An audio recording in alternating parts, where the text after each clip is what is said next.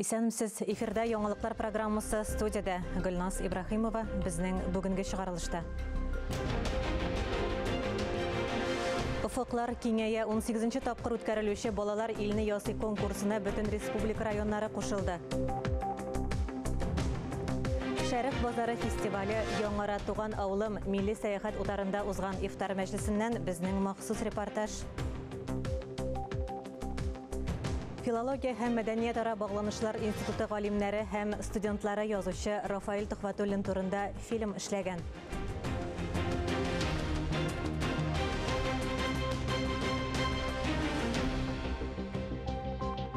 Узган атна илебез өчен зур фаҗига белән тәмамланды. Мәскәү өлкәсенең Крокус-Сити холдагы теракт корбаннары истәлегенә Татарстан Республикасы шәһәрләрендә хәтер мемориаллары оештырылды.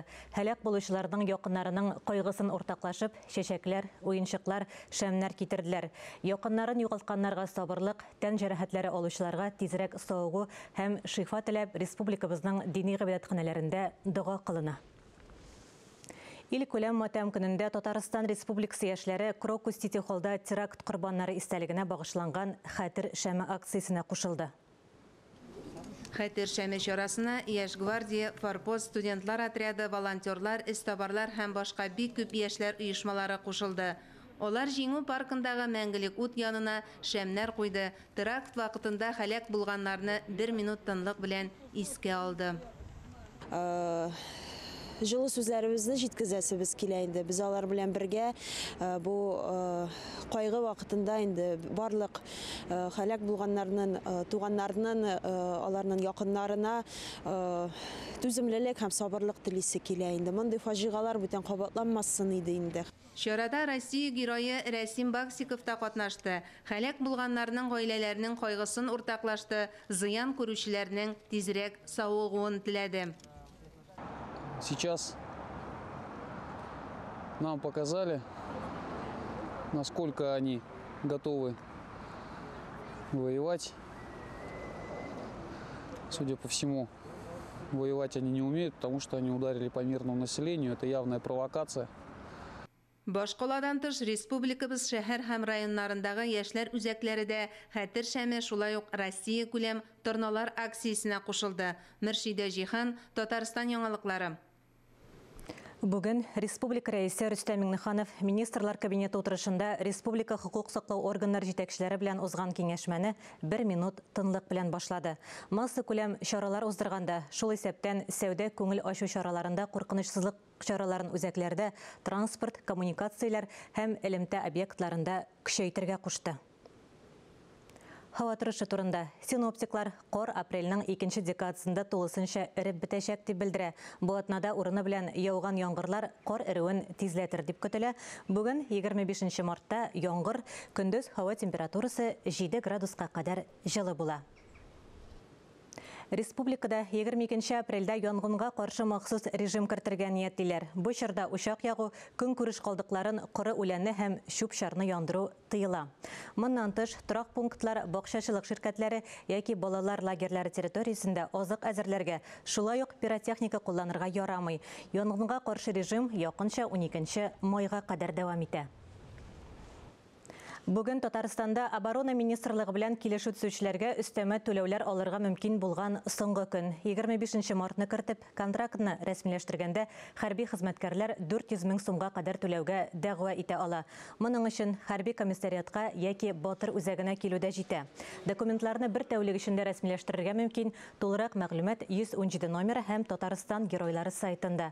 Шунда ук оборона министрлыгы белән контракт төзү өчен пилотсыз очкычлар операторларына укырга теләүчеләр турындагы сорауларны да ачыкларга мөмкин.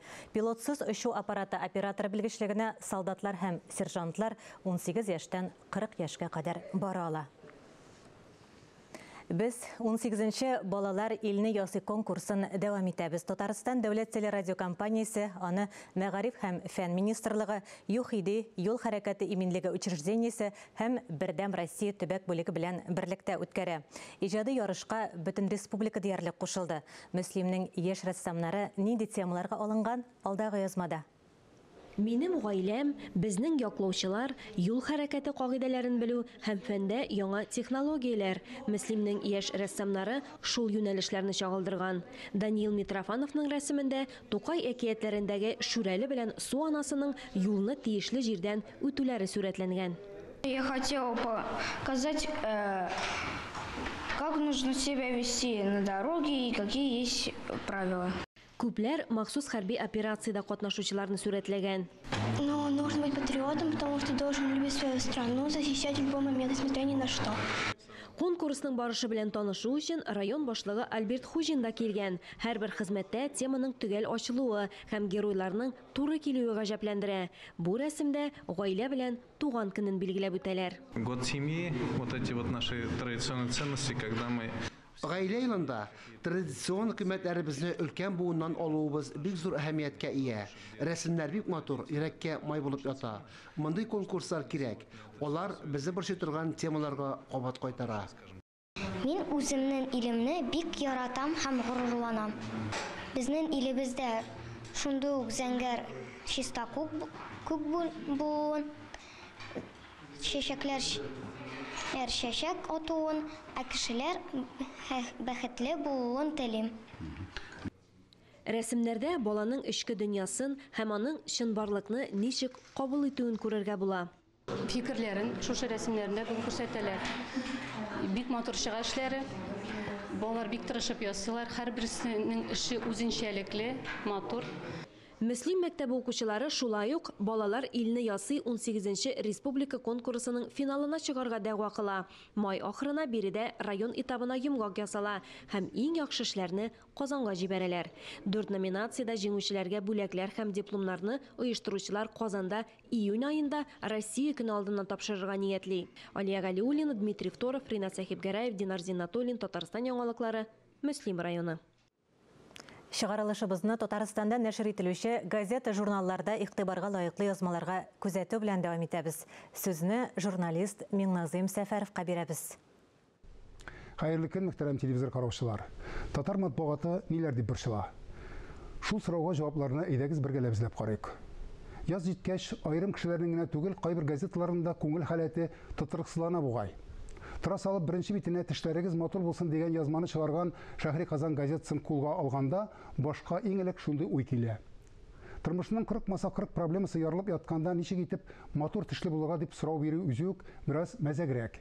Бүген тешләрне генә түгел, адәм баласының бөтен әгъзаларында матурлап бирергә өйрәнделәр. Әмма моның өчен уч тутырып акча кирәк шул. Ләкин бөтен кеше дә акчаны алга куеп яши дип әйтү дөрес үк булмас иде. Менә шул Шәһри Казан газетасындагы Яшел Үзән районының Олы Шырдан авылында татарларның бер гасырлык яшәгән авылын торгызырга алынган фидакарьзат Дамир Камалетдинов шундыйлардан. 15 ел дәвамында бу тынгысыз кеше төрле төбәкләрне буйлый торгач җил тегермәннәрен эзләп тапкан. Икесеннән бер итеп бастырып та куйган. Бүген тимерче белән чүлмәксезли икән. Минем дә Дамир абый булдырган татар авылын барып күрәсем килеп китте. Ләкин шул вакытта күңелгә бер шиктә кирип уялады. Бу язманы укыганда бүгенге татар авылында шулай берәмтекләп җыелган экспонатлар рәвешендәге этномузей булып калмас микән? Газета журналисты Татарстанның халык артисты, нәфис сүз остасы Рәшит Сабировның өенә барып хәлен белешкән. Сәхнә остасының тормыш принциплары да үзе кебек төгәл, гади, күңелгә хуш килерлек. Ходай аңа иҗат дәрте ул әле дә бүген сәхнәдә һәм бәрәкәтле гомер насыйп итсен. Атаның Татарстан газетасы бала тәрбияләүче гаиләләргә дәүләттән нинди ярдәм чаралары каралганын үз укучыларына бәйнә-бәйнә аңлатып бирергә булган. Шунысы да хак. Соңгы вакытта андый ярдәм шактый сизелгәнлектән, шәһәр, дүртәр балалы гаиләләр дә шактый артты. Ләкин белгечләр раславынча, балаларның күбрәк тууына акча гына түгел, кеше яшәгән җәмгыятьнең нинди булуы да тәэсир итә икән. Шуңа да әби-бабайларыбызның сүзен кабатлап, заманаларга тынычлык, илгә көнгә бәрәкәт бирсен дип теләгәне кала. Колхоз совхозлар бетерелгәннән соң, акрынлап бетүгә юл тоткан авыллар ни кызганыч җитәрлек Россиядә.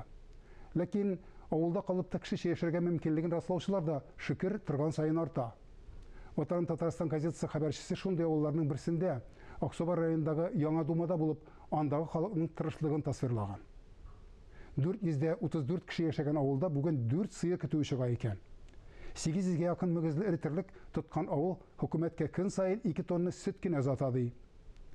Кайрып эшләргә күнеккән безнең халыкның эшләгән өчен тиешлесен дә түләсәң, әллә ниләр майтарлык дәрте бар әле. Хөкүмәттәгеләр моны соңарып булса да аңлар дигән өметтә калып, бүгенгә сезнең белән сау булашам. Исәнлектә күрешик. Габдулла Тукай исемендәге дәүләт премиясенә 2024 елгы кандидатлар исемлеге билгеле. Татарстан мәдәният министрлыгында узган комиссия утырышында премиягә дәгъва итүче 10 кандидат тәгаенләнгән. Алар арасында театр, әдәбият, музыка, сынлы сәнгать өлкәсеннән вәкилләр, фоторәссамнар бар. Лауреатлар традиция буенча бөек шагыйребез Габдулла Тукай туган көнне, ягъни 26 апрельдә игълан ителә. Эфирда яңалыклар программасы дәвам итәбез. Шәрык базары фестивале яңара. Бу хакта халыкара сәнгать бәйрәмен оештыручы Рифат Фәттахов туган авылым милли сәяхәт утарында узган ифтар мәҗлесендә җиткерде. Безнең шундый әйтем бар. Бисмилла әйтеп башланган, изге айда башланган эшнең ахыры хәерле, бәрәкәтле була дип. Шәрык базарының беренчесе тарихка төрки халыклар эстрада фестивале буларак кирип калды. Елдан-ел дәрәҗәсе үскән җыр бәйрәме халыкара милли мәдәниятләр фестиваленә әверелде. Быел исә без фестивальне төп чараларын саклаган тәкъдирдә аны әлбәттә киңәйтәбез, камилләштерәбез һәм ике зур чара керә. Беренчесе халыкара Шәрек базары фестивале кысаларында яшь башкаручылар конкурс үткәрәчәк. Төрки һәм Шәрек илләренең яшь башкаручылар конкурс үтәчәк. Һәм икенчесе без менә бу бик зур мәсьәлә бит инде. Төрки мәдәниятләр, Шәрек мәдәниятләр арасындагы мөнәсәбәтләр аралашу. Без шул темага багышлап бик зур халыкара фәнни гамәли конференция үткәрәбез. Я Аллаһ-ар-Рахман. Ошбу mübarek вакытларда Шәрек базары фестиваленә хәйр-фатиха биреп Рамазан аенда башлап җибәрү күркәм гадәт. Әлбәттә хәзерге вакытта безнең яңа тәртипкә кереп китте җәмәгатьчелектә киң рәвештә ифтарларны үткәрү, хәтта шушы ифтарларда ураза тотмаган кешеләр дә, яки ислам динендә булмаган кешеләр дә килеп катнашалар һәм дә үзенә бер карата күңел ачу, иманны куәтләү, ислам дине белән танышу чараларына әверелде. Һәм дә без моны бик тә хуплыйбыз, һәм дә әлбәттә Аллаһ Субхаһу ва Тааля шушы эшләрне дәвамлы иләсен. Ифтарда төрле илләрнең Казандагы баш консуллары катнашты. Татарстанда ilk Ramazanım. Dolayısıyla Kazanda Ramazan ayın birinci mərtəbə qarşılayım. İftar uzdurуда biride cevaplı qarıylar. Vahapov fondu bik küp şaralar uzdura. Şərq bazarı festivali alar arasında xalq ara buluğu bilən bik qiymetli. Şundan da Vahapov fondu milli mədəniyyətini üstürüdə binihaya iş başqara. Bütünlüğü unutulup baratırgan bizim büyük jırşımızı dünyaya çıkardı halkıttı. Bana büyük küterdi. Ben anam bala şapkan mumun yarataydım reştamının. Şuna göre mine mukallerge büyük sevindim. Hem bu iftarlarını uyuşturuda da o zor işli. Hem ben o kişiye büyük rahmetlimim. Allah'ın rahmeti olsun. Нинди генә проектка алынса да Рифат Ахметович, аның һәр вакыт проектлары уңышлы була. Алар шундай масштаблы, бик зур күләмдә, бик матур чараларны уздыра әлбәттә. Шуңа күрә дәген мин инде уйлыйм, бисмилла белән башланган әйбер, эше шуңа күрә уңдыр дип уйлыйм. Гомумән, миңа инде менә ничә еллар шушы Вахапов фонды белән бергә эшләргә туры килде. Әле Аллага шөкер, хәзер дә эшлибез, жюридә утырга, һәм инде концертларда катнашырга, менә шу ифтар ашларында катнашабыз бит инде. Һәр вакыт кунак итеп, матур итеп чакыралар. Мин әлбәттә бик рәхмәтлемен. Татарстанда яшәүче Азәрбайҗан диаспорасы вәкилләре фикеренчә, Шәрык базары фестивале милли мәдәният аша халыклар дуслыгын ныгыту. Гранично благодарим организаторов. Оештыручыларга бик зур рәхмәт. Проект бик күп илләрнең мәдәниятен танытырга мөмкинлек бирә. Җыр барлык милләтне берләштерә. Для нас это большая. Безнең өчен Шәрык базары фестивале аеруча кадерле. Азәрбайҗаннан Эльбрус Җанмирзаев чыгыш ясый.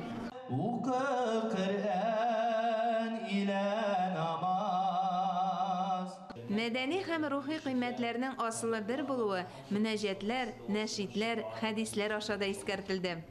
Кеше ул әлбәттә үзенең табигаты белән зәгыйфь зат, ләкин безгә юл күрсәтелгән һәм без менә шуңа барырга тиеш. Ураза икән димәк, ураза, намаз кылырга икән димәк, анысын кылырга, чөнки ата-бабаларыбыз гомер бакый шуны эшләп килгән. Безгә инде юл күрсәтелгән, безгә фәкать тәкъвалык белән аны кабул итәргә генә кирәк. Әнә шулай җәмәгать белән дуга кылып башланган Шәрык базары фестивале быел ноябрь ахырында булыр дип көтелә. Инде Ходай насыйп итсә, гала-концерт 30 ноябрь Казан Экспода булыр дип өметләнәбез. Быел әлбәттә аның форматы киңәеп кенә калмады, әлбәттә аның географиясы да, масштабы да киңәя. Әйтеп узган ел безнең фестивальдә 30 милли мәдәният вәкиле катнашса, быел аларның саны 50-дән дә артыр дип уйлыйбыз. Быел инде без бүгеннән 30 ил һәм 20 Россияның 20 төбәге белән сөйләшүләр алып барабыз. Мөршидә Җиһан, Ленар Хәбибуллин, Татарстан яңалыклары. Казан Федераль университетының филология һәм мәдәният ара багланышлар институты галимнәре һәм студентлары тарафыннан әзерләнгән тапшырулар циклын дәвам итәбез. Бүген сүз татар язучысы Рафаэль Тухватуллин турында. 2024 елда біз татар язучысы Рафаэль Тухватуллинның 100 еллыгын билгеләп үтәбез. Рафаэль Газиз улы Тухватуллин 1924 елның 1 гыйнварында Татарстан Республикасының Арча районы Яңа Иябаш авылында укытучы гаиләсендә дөньяга килә. Әтисе Газиз әфәнде укытучы буларак еш кына авылдан авылга күчеп йөргәнлектән, Рафаэльнең бала чагы һәм мәктәп еллары да әвәл Яңа Иябашта, аннан Күллекимедә, соңыннан Кышкарда уза. Арча районы Яңа Кенәр мәктәбенең 9-нчы сыйныфын тәмамлагач, Рафаэль Тухватуллин Донбасска китеп, Горловка шәһәренең фабрика-завод өйрәнчекләре мәктәбендә укый. 1941 елның октябрендә эвакуация тәртибендә туган якларына кайта. 1942 елның августында Рафаэль Тухватуллин армияга алына һәм 6 ай чамасы хәрби училищеда әзерлек курсы үткәннән соң фронтка җибәрелә.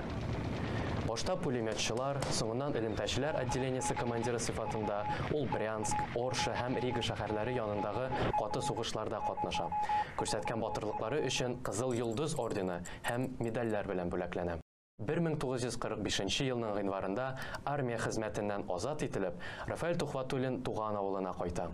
Шул елдан алып 1957 елның көзенә кадәр ул Яңа Кенәрдә чыга торган Кызыл Юл район газетасында җаваплы секретарь булып эшли. 1957-59 елларда Мәскәүдә СССР язучылар берлеге каршында югары әдәби курсларда укый. Курсларны тәмамлап Татарстанга кайткач, Рафаэль Тухватуллин профессиональ язучы сыйфатында гомеренең ахыргы көннәренә кадәр республиканың нефть мәркәзе Әлмәт шәһәрендә төпләнеп яши. Язучының күпчелек әсәрләрендә сугыш еллары һәм сугыштан соңгы татар авылының тормыш хәле сурәтләнә. Шул кырыс һәм катлаулы чорга хас чынбарлык күренешләре, кеше язмышлары, җиргә, табигатькә, хезмәткә, яшәешкә мөнәсәбәттә авыл кешеләренең кызыклы, үзенчәлекле һәм гыйбрәтле милли характерлары ачыла. Әдипнең күп кенә хикәяләре, Йолдызым, Тамчылар ни сөйли, Җиләкле аланнар, Китә казлар, Акбүз ат кебек повестлары һәм бигрәк тә иҗатының башлангыч чорында язылган Авылдашым Нәби повесте үз заманында татар прозасына яңа әһәңнәр, төсмерләр, яңа сыйфат үзгәрешләре алып килгән әсәрләр буларак билгеле. Әдәбият галимнәре фикеренчә, Рафаэль Тухватуллинның Йолдызым повесте 1960 елларда татар әдәбиятына үтеп кергән авыл реализмы агымын башлап җибәрә. 1960-80 еллар татар прозасы милли нигезләргә кайту дәвре прозасы дип атала. Бу дәврдә авыл реализмы дип исемләнгән агым пәйда була. Татар әдәбиятында авыл реализмы агымы 1960 елларда Рафаэль Тухватуллинның Йолдызым, Авылдашым Нәби повестлары белән килеп керә. Авыл реализмы агымы рус әдәбиятында формалашкан агым ул. Рус әдәбиятчылары, шулай ук рус әдәбияты вәкилләре, мәсәлән, Александр Солженицын, әлеге агымны әхлакчылар агымы дип исемли. Моннан аның эчтәлеге дә аңлашыла. Социалистик реализм хакимлек иткән дәврдә авыл реализм агымы милли әхлакны һәм милли гореф-гадәтләрне саклап калу юлын Жир кешесен мактау, жир хезмәтен данлау аша күрә. Рафаэль Тухватуллин иҗаты татар прозасында авыл реализмын алып кергән иҗат буларак. Авыл реализмының беренче карлыгачларын тәкъдим иткән иҗат буларак игътибарга лаек дияр идек. 1959 елдан нефтчеләр шәһәре Әлмәттә нефтчеләр, төзүчеләр арасында яшәү, алар белән даими аралашу язучының иҗади уфукларын тагы да киңәйтеп җибәрә. Авылны, авыл кешеләрен сурәтләү белән бергә, аның әсәрләренә эшчеләр тормышы темасы, төрле һөнәр, төрле буын кешеләре арасындагы мөнәсәбәтләрне ачуга багышланган әхлак темалары килеп керә. Тегермән буасы, давыл чәчәге, бәр барабанны, бүтнек үләне исе, үзгелем, кар күзе кебек хикәяләре, күп санлы повестлары шуның ачык мисаллары. Татар әдәбиятын үстерү өлкәсендәге хезмәтләре өчен Рафаэль Тухватуллин 1974 елда почет билгесе ордены белән бүләкләнә. 1984 елда Татарстанның атказанган мәдәният хезмәткәре дигән мактаулы исемгә лаек була. Ул 1994 елның 18 июлендә Әлмәт шәһәрендә вафат була. Хөрмәтле радио тыңлаучылар, хәзер сезне язучы Рафаэль Тухватуллинның «Йолдызым» дигән повесте буенча эшләнгән радиопостановканың беренче өлешен тыңларга чакырабыз. Әсәр магнитофон тасмасына 1960 елда язып алынган.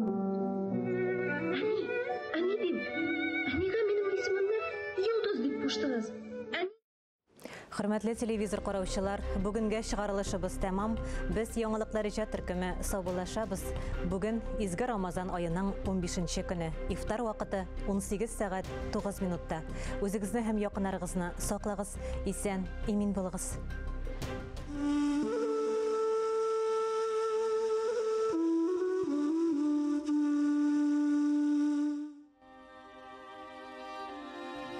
Җилләрең дә моңлы синең.